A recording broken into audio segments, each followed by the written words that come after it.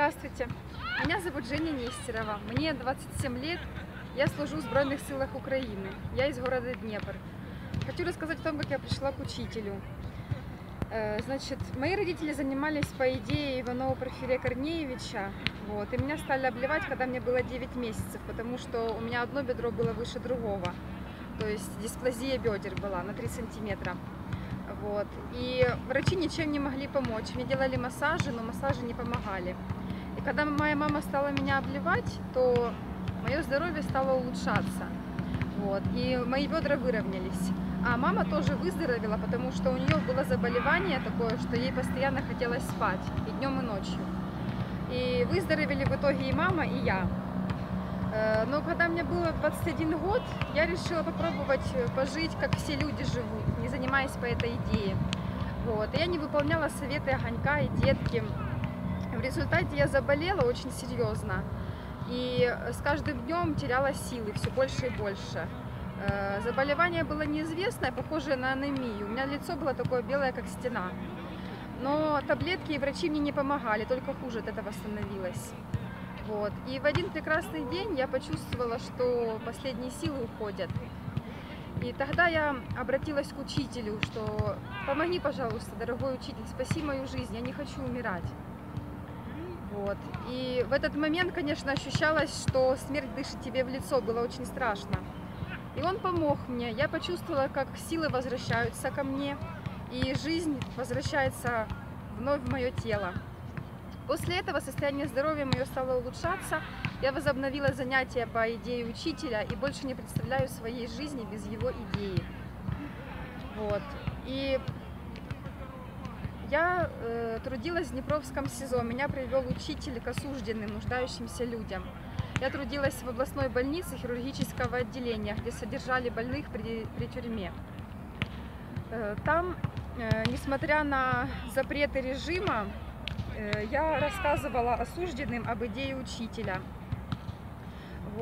И были такие люди осужденные, которые выздоровели по этой идее. Один осужденный, Виталик, ему 41 год, у него был диагноз пневмония.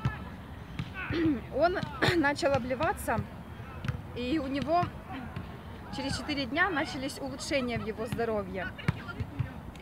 И через неделю он уже выздоровел.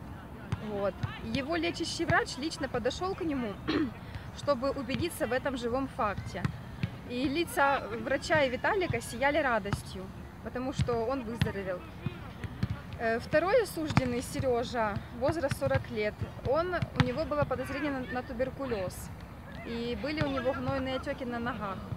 Он начал систематически обливать ноги по колено холодной водой, утром и вечером, как я ему советовала. И читал детку и советы учителя. И у него через некоторое время ушли гнойные отеки, и подозрение на туберкулез тоже ушло. А до этого он был в изоляторе. К нему запрещено было подходить без маски, запрещено было с ним общаться, но я все равно подходила, рассказывала ему за учителя. После этого он стал выздоравливать, подозрение на туберкулез ушло, и его перевели в общую камеру, а потом перевели на колонию и Виталика, и Сережу, потому что они выздоровели. Врачи засвидетельствовали факт того, что эти больные стали выздоравливать. Об этом говорится в их историях. Поэтому идея учителя помогла этим больным стать здоровыми. Еще один человек, Рустам, я только успела дать ему детку в СИЗО, а потом уже он позвонил мне из колонии и говорит: Женя, я начал обливаться. Это меня очень обрадовало. Он спросил, а как же мне просить учителя? Я говорю: ты проси через форточку, такие условия твои.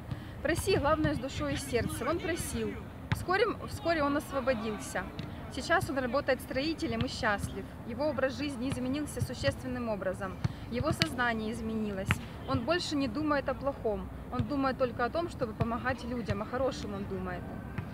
То есть идея учителя меняет еще и сознание людей, помогает им прийти от преступника, перевоплотиться в человека, который создает, созидает и помогает людям. А что же касается о будущем времени, то есть такое предсказание учителя о том, что тюрьма и больница исчезнут, войны не будет, люди друг друга полюбят. Вот таким вот образом за время моей работы в СИЗО камеры опустели, и количество больных сократилось втрое. Поэтому, если рассказывать об его идее, то все это будет происходить на самом деле. Вот. И еще один осужденный, Алекс, его не могли отправить на этап, пока он не написал стихотворение об учителе. Вот. И его этап отменили. И я хочу прочитать вам стихотворение, которое сочинил Алекс, вот, находясь в Днепровском СИЗО. Силен духом он был от роду, как правильно жить он учил. Любить всех вокруг и природу учитель нам всем говорил. Учение его соблюдая, забудешь, что значит болезнь. Лишь тело и дух закаляя, прожить можно правильно жизнь. Пусть каждый, прочтя эти строки, подумает, как он живет, и истину поняв, уроки учителя в руки возьмет и станет все делать, как нужно, здоровье свое укреплять. Со всеми он жить станет дружно, так всем должно нам поступать. Желаю всем счастья, здоровья хорошего.